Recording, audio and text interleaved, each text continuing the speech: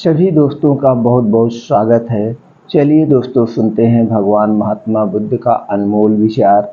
मन के सारे गंदे विचार खत्म हो जाएंगे। तो दोस्तों चलिए देखते हैं कैसे मिलता है इस उपदेश में हमें ज्ञान। उसके बाद जानेंगे स्वास्थ्य से संबंधित एक महत्वपूर्ण जानकारी। हमारे पेट में खाना सड़ता कैसे है, खाना सड़ने से कौन सी बीमारियां होती हैं और इसे दूर करने के बिना दवा के कौन से उपाय हैं। तो दोस्तों पहले उपदेश को सुन लेते हैं। भगवान बुद्ध के सभी शिष्यों की कोशिश यही रहती थी कि उनके सिद्धांतों को यथाशक्ति आचरण में उतार लें। साथ रहने वाले शिष्य परस्पर एक दूसरे के आचरण पर दृष्टि रखते थे और एक के द्वारा कोई भी भूल होने पर दूसरा उसे टोक देता था। एक दिन बुद्ध के दो शिष्य नालंदा से पाटलिपुत्र आ रहे थे, जहां बुद्ध रुके हुए थे। पूरे दिन के सफर में दोनों चलते चलते थक गए। रास्ते में एक नदी दिखी तो पानी पीकर थोड़ा सुस्ताने लगे।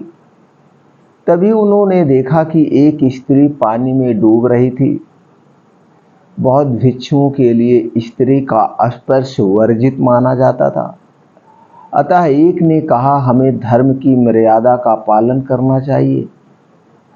लेकिन दूसरा बोला, मेरी आंखों के सामने कोई मर जाए और मैं कुछ ना करूं, यह असंभव है। यह कहते हुए वह पानी में कूद पड़ा और स्त्री को कंधे पर उठाकर बाहर ले आया। दोनों की यात्रा फिर से शुरू हो गई। रास्ते भर पहले भिक्षु ने दूसरे की खूब निंदा की। बुद्ध के सामने पहुंचने पर पहले भिक्षु ने पूरी बात सुनाते हुए कहा, भंते, इसे मैंने काफी रोका, किंतु यह इस भीषण पाप को करने में तनिक नहीं हिचकिचाया। बुद्ध ने उसकी पूरी बात शांतिपूर्वक सुन करके फिर पूछा, इसे स्त्री को कंधे पर बाहर लाने में कितना समय लगा होगा? उसने जवाब दिया, 15 मिनट। फिर बुद्ध ने पूछा, उसके बाद तुम लोगों को यहाँ आने में कितना समय लगा होगा?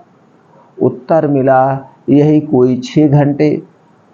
तब बुद्ध ने उसे समझाया, इसने तो उस स्त्री को 15 मिनट ही कंधे पर रखा, लेकिन तुम तो उसे 6 घंटे से अपने ऊपर बिठाए हुए हो। अब बताओ, तुम दोनों में कौन बड़ा पापी है? तुम दोनों में बड़ा पापी कौन है? उस भिक्षु ने अपनी गलती जान लज्जा से सिर झुका लिया। दोस्तों, इस कथा का सार यह है कि सदैव सद्विचारों और खुली सोच को प्रश्रय देना चाहिए। मित्रों, भगवान महात्मा बुद्ध की यही खासियत होती थी। वह बहुत बड़े प्रश्नों को एक शब्दों में हल कर देते थे और उनके हर एक उपदेश से हमें बहुत बड़ा ज्ञान मिलता था, बहुत बड़ा। लेकिन आज आदमी का आचरण कैसे हो गया है, इसे सब लोग जानते हैं। दोस्तों, आचरण को सुधारें, आपका जीवन सफल हो जाएगा।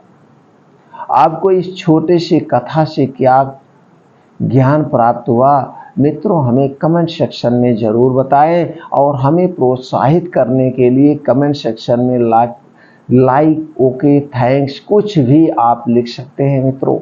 इससे हमें बहुत प्रेरणा मिलती है। चलिए मित्रों, अब जानते हैं स्वास्थ्य से संबंधित सबसे महत्वपूर्ण जानकारी। मित्रों, सभी लोग जानते हैं, हम जो कुछ भी खाते हैं वो हमारे शरीर को लगता है। और हमारे ऋषि मुनि, हमारे वैदों या हमारे जो आयुर्वेद के पुराने ग्रंथ हैं, सभी ग्रंथों में एक से एक जानकारियां भरी पटी हुई है। और हमारा आयुर्वेद और हमारे ऋषि मुनि यही कहते थे, अगर हम सारे दिनचर्या को जान जाए हमारे खाने के क्या नियम है, पानी पीने के क्या नियम है, प्रकृति के क्या नियम है। अगर हम सारे नियम को जान करके अगर इसका हम 50% भी पालन करेंगे तो हम कोई सारी गंभीर बीमारियों से बचे रहेंगे, हमें कोई गंभीर बीमारी नहीं होगी। जितनी भी बीमारियां हमारे शरीर में होती हैं, सबके जिम्मेदार खुद ब खुद हम हैं, खुद ब खुद हम हैं। तो दोस्तों ये हम जानते हैं, आज जान लेते हैं खाना सड़ने से शरीर में क्या क्या होता है, और फिर जानते हैं खाना सड़ने का कारण क्या है।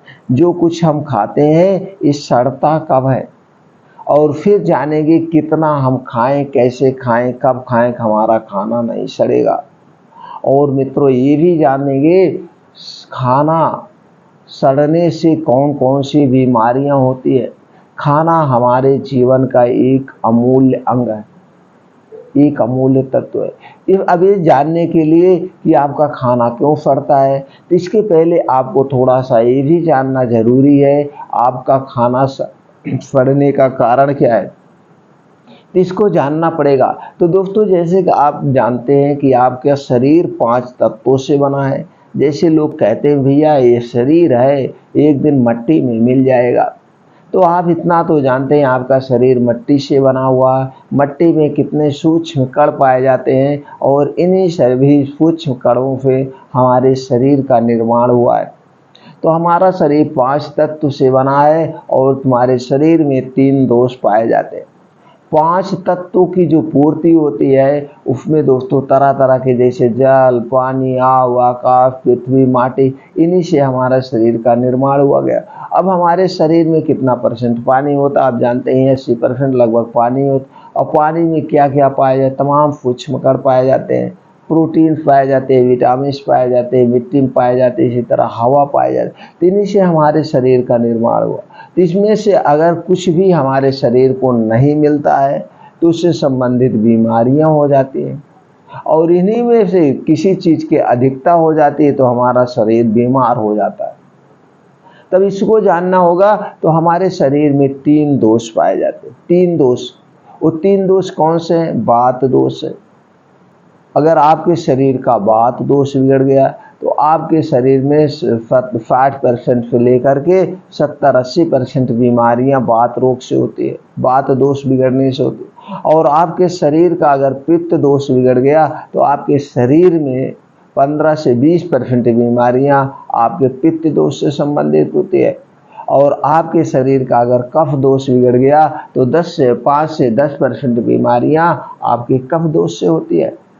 आप 3 दोषों को बैलेंस करना पड़ेगा। अगर आपने इन 3 दोषों के बारे में जान गए और इन 3 दोषों को बैलेंस कर लिया तो आयुर्वेद और हमारे जो ऋषि मुनि रिसर्चर हो चुके हैं, वो बहुत बड़े साइंटिस्ट थे, जान लीजिए, वो तो कोई बीमारी आपके शरीर में नहीं होगी। तो इन 3 दोषों के बारे में जानना सबको जरूरी है, और अपने इन 3 दोषों को बैलेंस कर लीजिए। तो इसमें हिस्से में इन्हीं में से एक है दोस्तों पित्त दोष। जब आप जो कुछ भी खाते हैं वो खाना जब जाता है तो सड़ जाता है, और सड़ने के बाद आपके शरीर में हजारों बीमारियां उत्पन्न करती। तो थोड़ा सा प्रकाश डालते हैं शरीर में खाना सड़ता क्यों है, फिर जानेंगे इस सड़ने से बीमारियां क्या हैं, और फिर हम ऐसा क्या करें कि हमारा खाना सड़े नहीं, हमारा खाना सड़े नहीं। तो दोस्तों आप जान गए 3 दोष। ये दोष जब खाना आपका सड़ता है, खाना सड़ने की वजह से कितनी बीमारियां होती है इसको आप जान लीजिए। तो जब आपका खाना सड़ता है तो आपके पेट में जाता है और वो सड़ता है, सड़ने के बाद वो 100 तरह की बीमारियां उत्पन्न करता है, जिसे हम पित्त दोष कहते हैं। तो आपके पेट में क्या होता है? गैस, एसिडिटी, पेट का फूलना। ये सारे किसके लक्षण हैं? पित्त दोष के। यानी कि खाना सड़ने के बाद आपके शरीर का पित्त दोष बिगड़ गया है, और जब पित्त दोष बिगड़ता है तो आपका क्या होता है? पेट फूलना, दस्त होना, मरोड़, गैस, खट्टी ढकार होना, एसिडिटी, अल्सर, पेशाब में जलन, पेशाब रुक रुक कर, बूंद बूंद कर बार बार होना, पथरी, शीघ्र पतन, स्वप्न दोष, लार जैसी धात का गिरना, शुक्राणु की कमी, बाझपन, खून जाना, लीकोरिया, गर्भाशय ओवरी में छाले, अंडकोश का बढ़ना, एलर्जी, खुजली, शरीर में दाने, पीत निकलना, कैसे सिर दर्द, मधुमेह से उत्पन्न शीघ्र पतन, कमजोरी, इंसुलिन की कमी, पीलिया, खून की कमी, बवासीर, सफ़ेद दाग, माहवारी कम या ज़्यादा आना, ये सारे आपके पित्त दोष के लक्षण हैं और ये सारी बीमारियां आपके शरीर के अंदर उत्पन्न हो जाती है। तो इसके लिए आपको जानना होगा कि आपका खाना सड़े ना, क्या करना होगा। इसके लिए सबसे पहला जो काम है, आपको जानना होगा खाना हमें कब कितना खाना चाहिए और पानी पीने के नियम। जब आप खाना खाते समय पानी पीते हैं तब आपका खाना सड़ जाता है, वो खाना पचता नहीं। उसका भी रीजन है, जैसे ही ये आपका शरीर किस पे काम करता है, हमारा शरीर सूर्य की रोशनी पर काम करता है। सूर्य की रोशनी पर आप जानते हैं कि आपके पेट में एक अग्न्याशय होता है, जठर अग्नि, जिसे जठर अग्नि उसका नाम इसलिए पड़ गया है जठर अग्नि। जठर में अग्नि उत्पन्न होती है और ये जब खाना आपके पेट में जाता है तो ये अग्नि तुरंत वहाँ से उज्जवलित होती है, जलने लगती है और खाने को जैसे पाती है उस पर अटैक कर देती है। जैसे मुंह में आपने पहला निवाला डाला और वो पहला निवाला आपके पेट में गया, वहाँ से वो अग्नि बनना शुरू हो गई और वही अग्नि उस खाने को जलाती है, यानी उस खाने को पचाती है। ऊपर से जैसे आपने आधा पेट खाना खाया और आधा गिलास आपने पानी पी लिया तो क्या होगा, जैसे गैस पे आप रख दीजिए खाना पकने के लिए और गैस को जला दीजिए। आधा खाना आपका पक गया है, आप गैस पर पानी डाल देंगे तो गैस क्या होगा, बुझ जाएगी, तो खाना पचेगा नहीं, खाना पक पाएगा नहीं, पक पाएगा, वैसे रुका का रुका रहेगा, वैसे उसी में चावल फूलेगा, पड़ा रहेगा। तो उसी तरह से जब आप आधा पेट खाना खाते हैं और जैसे ही पानी पी लेते हैं तो अग्नि तुरंत जल रही है वो बुझ जाती है, एसिड बनना बंद हो जाता है और जब एसिड बनना बंद हो जाता है तो खाना पचता नहीं, वैसे पड़ा रहता है। और ऊपर से कुछ लोग हैं पूरा खाना खा लिए और ढकढका के एक गिलास, कोई एक लोटा, ऊपर से ठंडा पानी, गर्मी है तो ठंडा पानी और ठंडी है तो वैसा पानी आप पी लेते, तो खाना क्या हुआ, वैसे को वैसे पड़ा रह गया। अब वो खाना पचेगा नहीं, अब वो खाना उसी में पड़ा रहेगा तो खाना सड़ेगा और जब खाना सड़ेगा तो हमने बता दिया कितनी तरह की बीमारियां होंगी। आपको भारीपन रहेगा, दिन भर शरीर में भारीपन रहेगा, वैसे अपच पड़ी रहेगी। और जब आपके पेट में एसिडिटी बनती है तो एक चीज़ आप कभी भी अंदाज लीजिएगा, प्रैक्टिकल करना मित्रों, प्रैक्टिकल करके आप खुद एक दिन रिसर्चर बन जाओगे, रिसर्चर बन जाओगे। एक दिन खाना खाते समय एक घूंट पानी मत पीना, खाना खाने के 2 घंटे के बाद पानी पीना, आप प्रैक्टिकली करना और फिर देखना उस दिन आपको कितना अच्छा फीलिंग होगा। आपका खाना आराम से पच जाएगा, 3 से 4 घंटे के बाद आपको भूख लगने का एहसास हो जाएगा, भूख लगने का।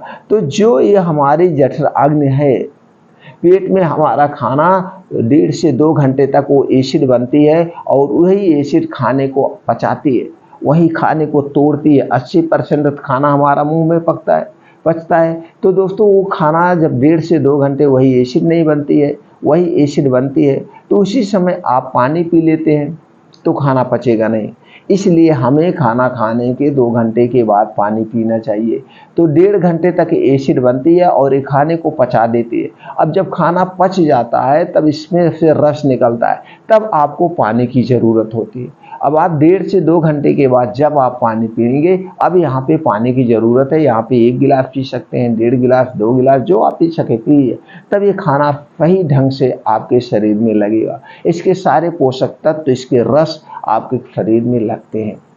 इसलिए हमेशा खाना खाने के 2 घंटे से 1.5 से 2 घंटे के बाद पीना चाहिए, तो ये खाना पूर्ण रूप से आपके शरीर में लगेगा, कभी ये खाना नहीं सड़ेगा। जो पहला कारण और सबसे अहम कारण यही होता है खाना का। तो आपको एक दिन प्रैक्टिकल करना है, आप खाना खाने के 1.5 से 2 घंटे के बाद ही पानी पिएंगे और उस दिन आप देख लीजिएगा कैसे आपको फीलिंग हो रहा। और खाना खाने के 1 घंटे पहले आप पानी पी सकते हैं, ये नहीं कि आपने तुरंत पानी पिया और खाना खाने चले गए, अब वो एसिड जो बनती है वो एसिड शांत हो जाती है। और इसका एक और प्रैक्टिकल आप कर सकते हैं, कभी आप खाली पेट रहिए और अंदाजिए किसी कारणवश आपको खाना नहीं मिल रहा, चाहे आप सफ़र में चाहे बाहर कहिए, आपको खाना नहीं मिल रहा, उस दिन देखिए आपके पेट में जलन होने लगता है, एसिड होने लगती है। वो कहती है खाना अब हमको चाहिए, तो आप पानी पी लेते हैं, शांत हो जाता है। तो आपने सोचा अरे यार ये तो खाली पेट थे, एसिड बनने लगी, आपने पानी पी लिया, वो शांत हो गया। तो आप दोनों कंडीशन में आजमा लीजिए, ये पहला कारण हो। दूसरा होता है, जब तक आपको खूब भूख ना लगे, खूब जम के भूख न लगे, तब तक हमें कुछ भी नहीं खाना चाहिए। कितने लोग हैं बस ऐसे समय समय पर खाते रहते हैं, भूख का एहसास नहीं होता है, अगला खाना पचता नहीं, फिर ऊपर से आप दूसरा खाना खा लेंगे, तो पहले वाला पचा नहीं, दूसरा आपने खा लिया, तो सारे खाने सड़ते रहते हैं। आप कहीं भी बैठते हैं, जब हवा आपको पास होती है तो खाना क्या होता है, गंदगी हवा निकलती है। तो आप खाना पचने के बाद ही अगला भोजन करिए, अगला भोजन करिए। और दूसरी चीज़, एक और कारण है, जब आप खाना भी खा रहे हैं, ऊपर से कितने लोग सलाद खाते हैं, तो सलाद को खाने के साथ नहीं खाना चाहिए। आपका खाना पका हुआ है, आपका सलाद कच्चा है, आपका सलाद कच्चा है, और कच्चा और पक्का एक साथ नहीं खाया जाता है। सलाद में ज़्यादा मात्रा में पानी पाई जाती है, कुछ ऐसी चीज़ें होती है, और वो हाई अपने आप में खुद ही हाई होता है, हाई प्रोटीन्स पाए जाते हैं। इसलिए कभी भी सलाद को खाते समय नहीं खाना चाहिए। सलाद जब भी खाइए उसे अकेले ही खाइए, इस बात को आपको हमेशा ध्यान रखना होगा। और एक कारण है, तो दोस्तों जब आप रात का खाना हमें अपना खाना प्रकृति के नियम के हिसाब से चलना चाहिए। हमने पहले बताया, आपका जो डाइजेशन है, आपका पेट जो है, ये आपका जठराग्नि जो है, ये आपके सूर्य की धूप पर काम करता है।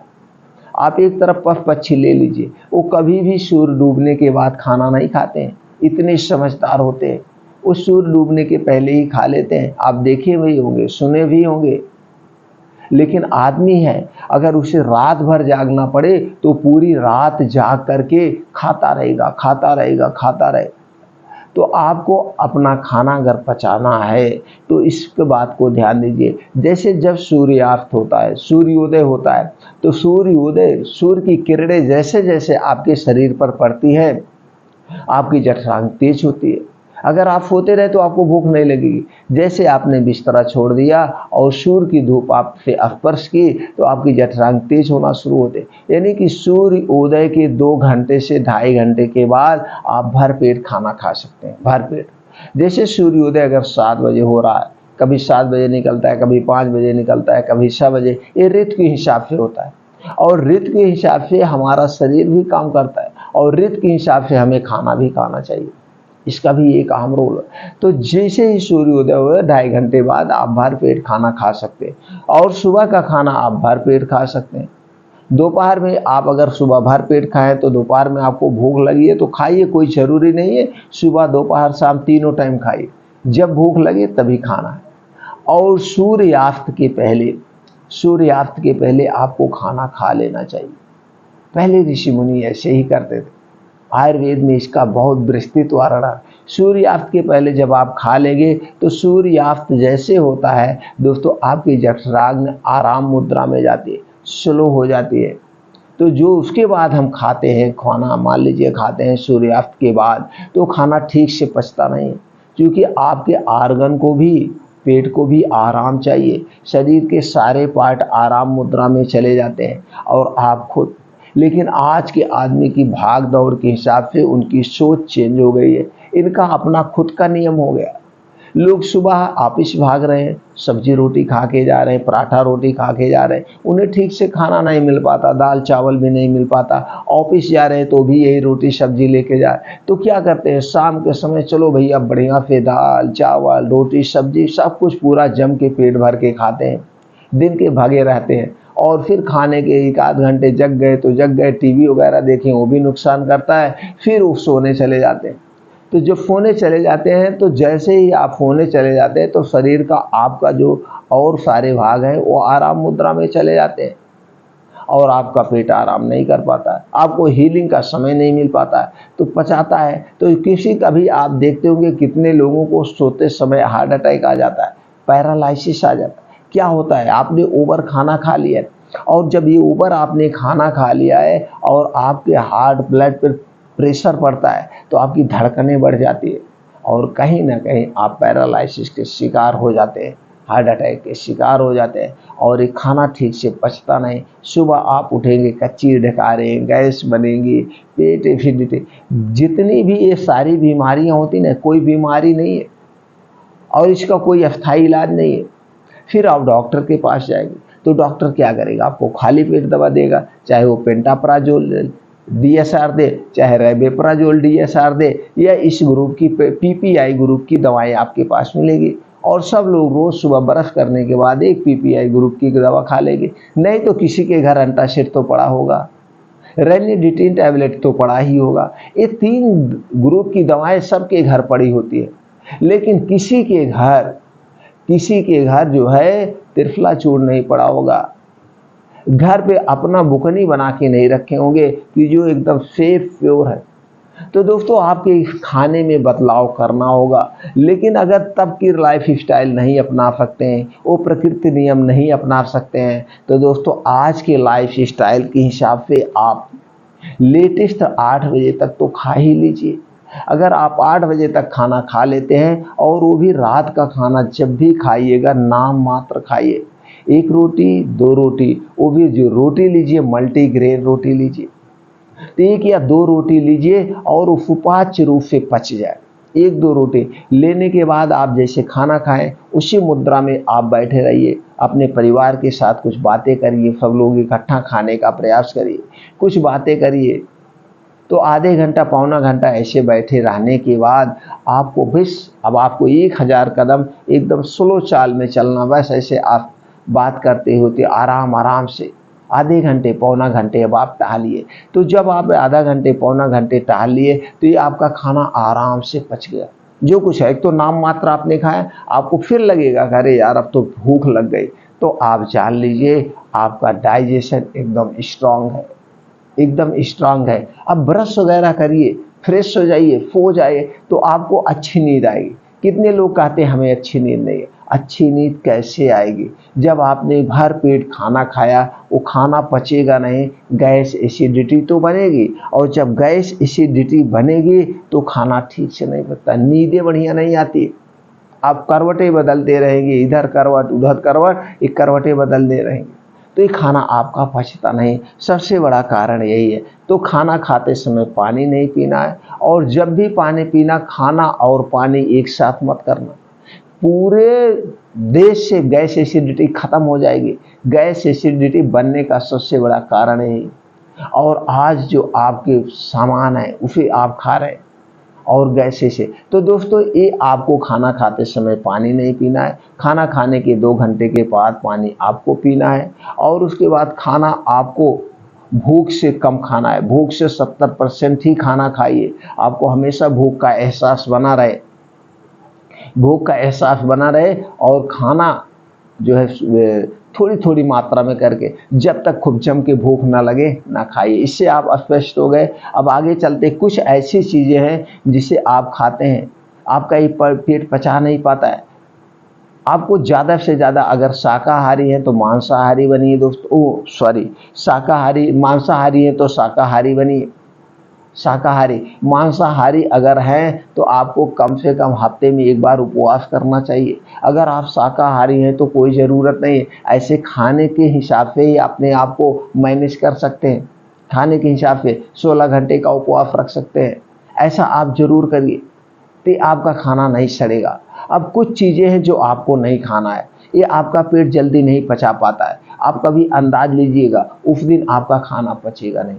तो तली भुनी चीज़ों का आप परहेज करिए। अब तली भुनी चीज़ें किस में बनते हैं आप जान ही रहे हैं। तो कुछ चीज़ें हैं जिसे आपको छोड़ना होगा। पहला है चीनी। चीनी को आपका पेट बचाने में बहुत मेहनत करना पड़ता है, तो चीनी से बनी हुई कोई भी चीज़ मत खाइए। ये सारी चीज़ें आपके डाइजेशन को गड़बड़ कर देती है।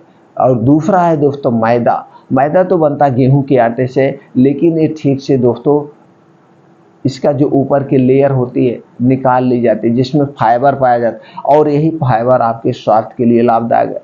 तो मैदा से बनी हुई कोई भी मत खाइए, ये चिकना हो जाता है, और चिकनी चीज़ें आपकी आंतों में चिपक जाती है, आपके आंतों को बीमार कर देती है, गैस एसिडिटी कब्ज हो जाता है। बाहर की कोई भी वस्तु मत खाइए।